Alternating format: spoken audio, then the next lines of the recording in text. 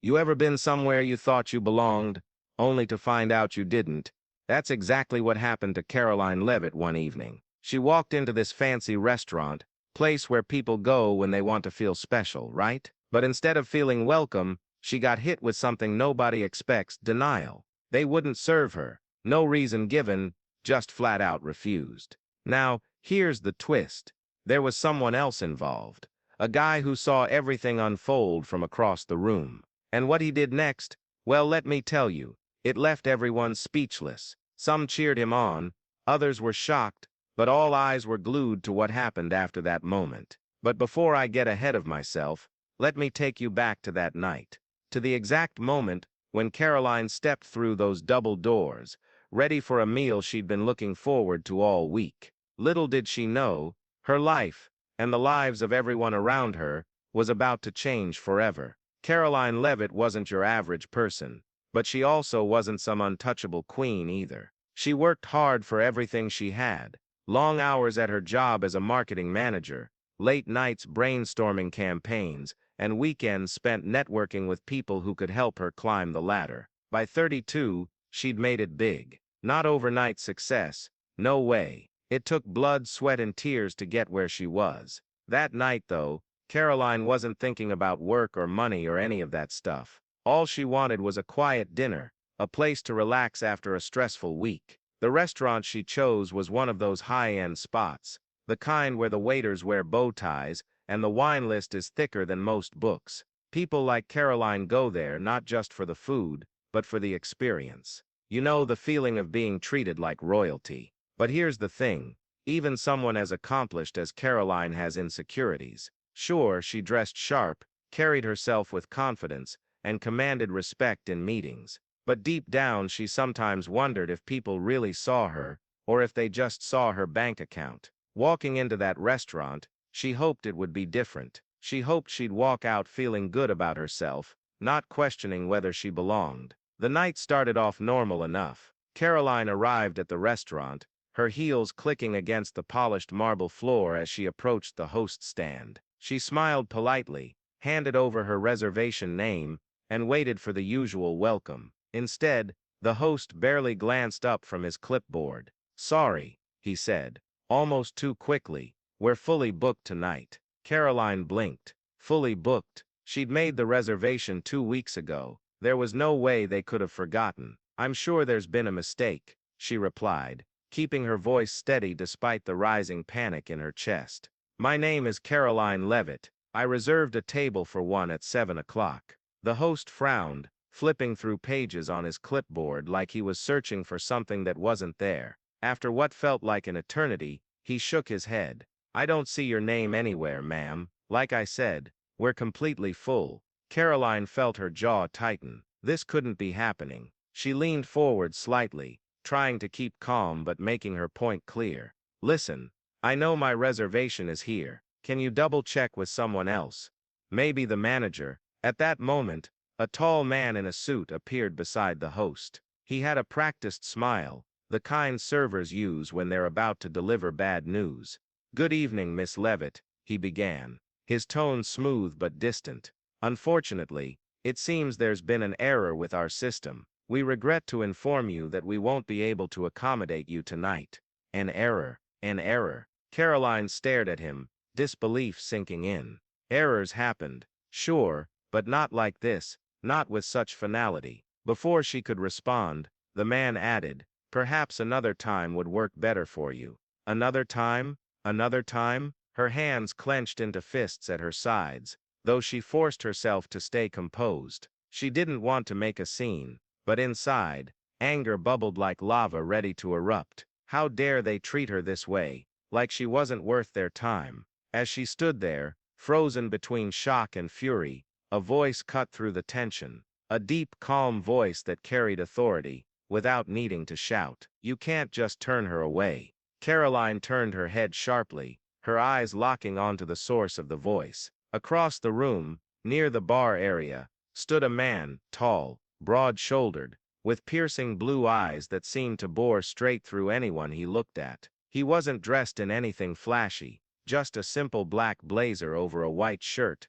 but there was something about him that demanded attention. He stepped forward, his footsteps echoing softly against the marble floor. The host and the manager exchanged nervous glances, clearly unsure how to handle this unexpected intervention. "Excuse me," the man continued, his voice steady and unwavering, "but refusing service to someone with a confirmed reservation isn't exactly ethical or legal for that matter." The manager stiffened, his polished smile faltering for the first time. "Sir, we appreciate your concern, but this is a private establishment. We reserve the right to deny entry to anyone we choose."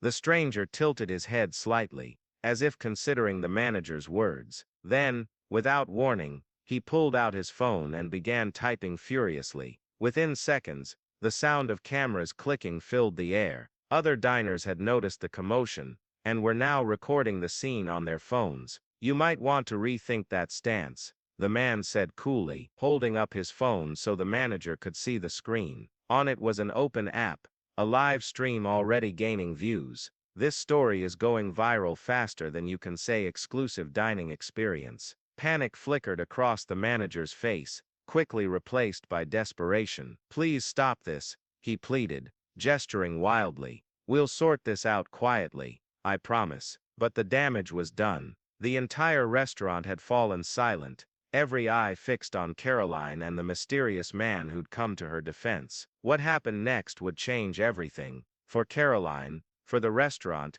and for the stranger himself. For a moment, Karoline just stood there, overwhelmed by a whirlwind of emotions. Relief washed over her first. This stranger had stepped in when she thought no one would care, but relief quickly gave way to confusion. Who was he? Why did he intervene? And why did it feel like his presence carried so much weight? As the manager scrambled to apologize profusely, offering her not only a table but also complimentary drinks and dessert, Karoline found herself struggling to process the situation. Part of her wanted to accept the apology and move on, to let the night end on a positive note. But another part of her, the part that had been hurt, dismissed, and underestimated too many times before, wanted answers. The stranger noticed her hesitation. He approached her slowly, his expression softening as he met her gaze. "Are you okay?" he asked quietly, his voice barely audible above the hum of whispers spreading through the room. Karoline swallowed hard,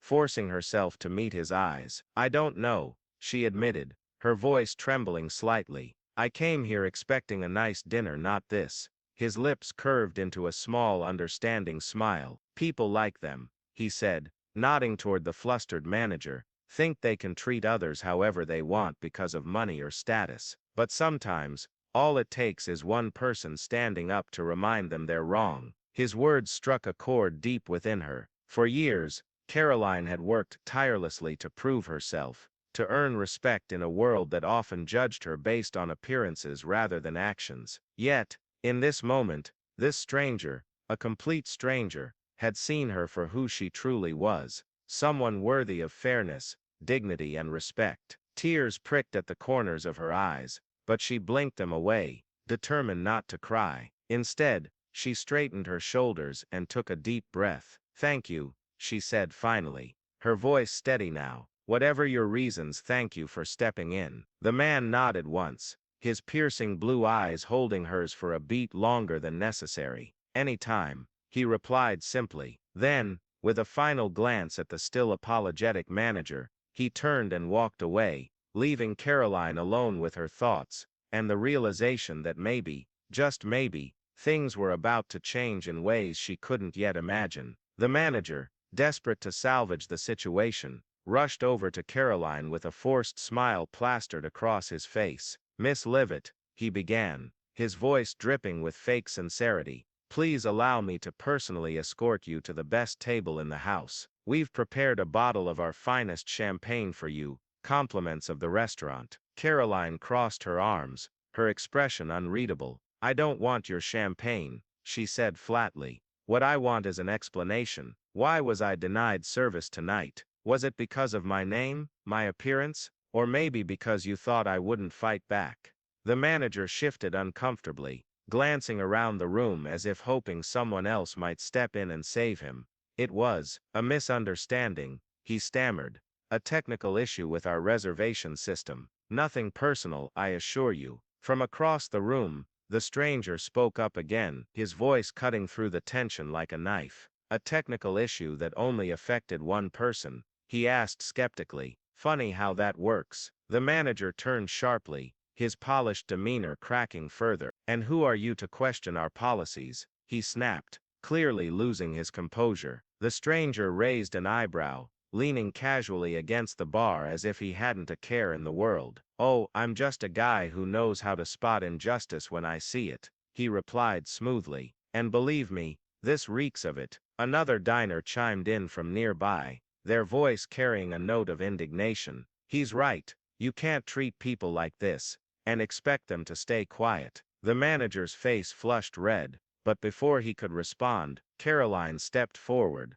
her voice firm and commanding. "Enough," she said, silencing the room with a single word. "Whatever your reasons, they're invalid. What matters now is that you've learned a lesson, and so have I." She paused, letting her words sink in before continuing. "If you really want to make amends, start by treating everyone who walks through those doors with respect, not because of what they wear or how much money they carry, but because they deserve it as human beings." The manager opened his mouth to reply, but no sound came out. For once, he seemed genuinely speechless. The restaurant was a picture of opulence, its grandeur almost overwhelming. Chandeliers hung from the high ceilings, their crystals catching the soft golden light and scattering it like tiny stars across the room. The walls were adorned with paintings that looked old enough to belong in museums, each stroke telling a story of another time. Waiters moved silently between tables,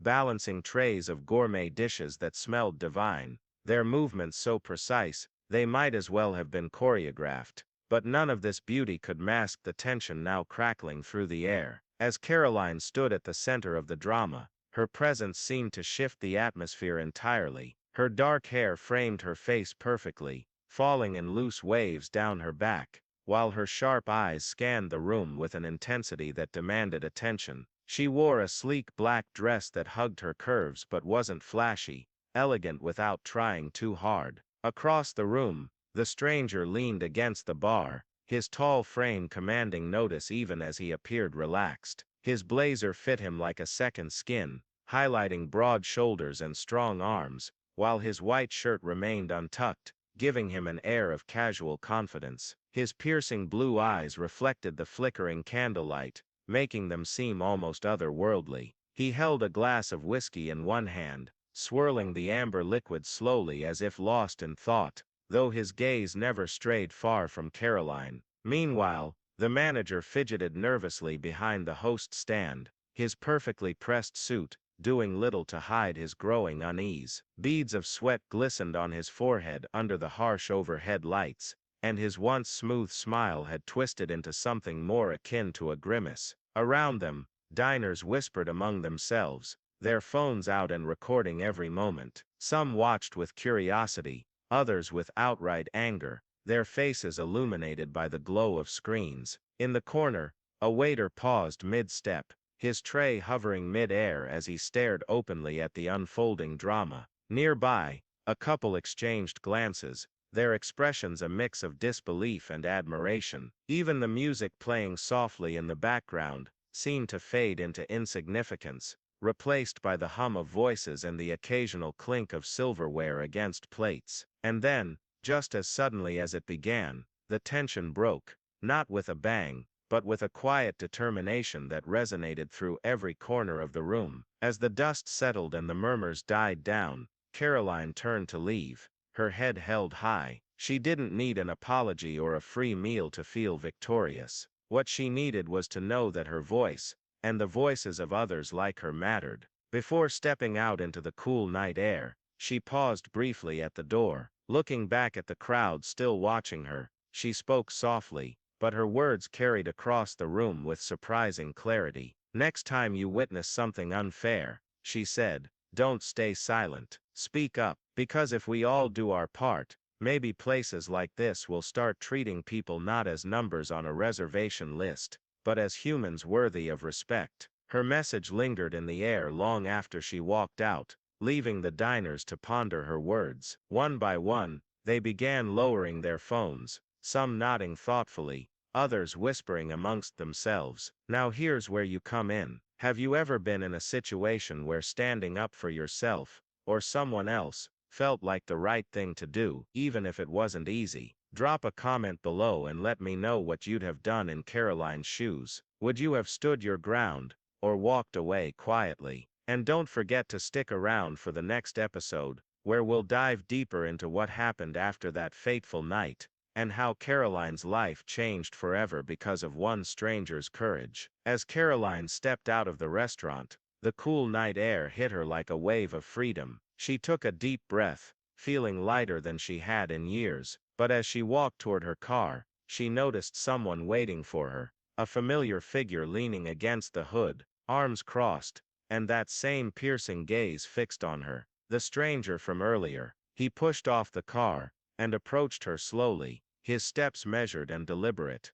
"You know," he said, stopping just a few feet away, "you handled that pretty well back there. Most people wouldn't have stood their ground like you did." Karoline tilted her head slightly, studying him with newfound curiosity. "Thanks," she replied cautiously, "but who are you really, and why did you help me?" His lips curved into a small smile, one that hinted at secrets untold. "Let's just say I've seen enough injustice to recognize it when it happens. As for who I am, well, that's a story for another time." Another time. Those two words lingered in the air between them, heavy with implication. What was his story? Why did he care so much about what happened tonight? And most importantly, what would happen next? Stay tuned for the next episode, where we uncover the truth behind the mysterious stranger, and discover how this chance encounter sets off a chain reaction neither of them could have predicted. Trust me, you won't want to miss it.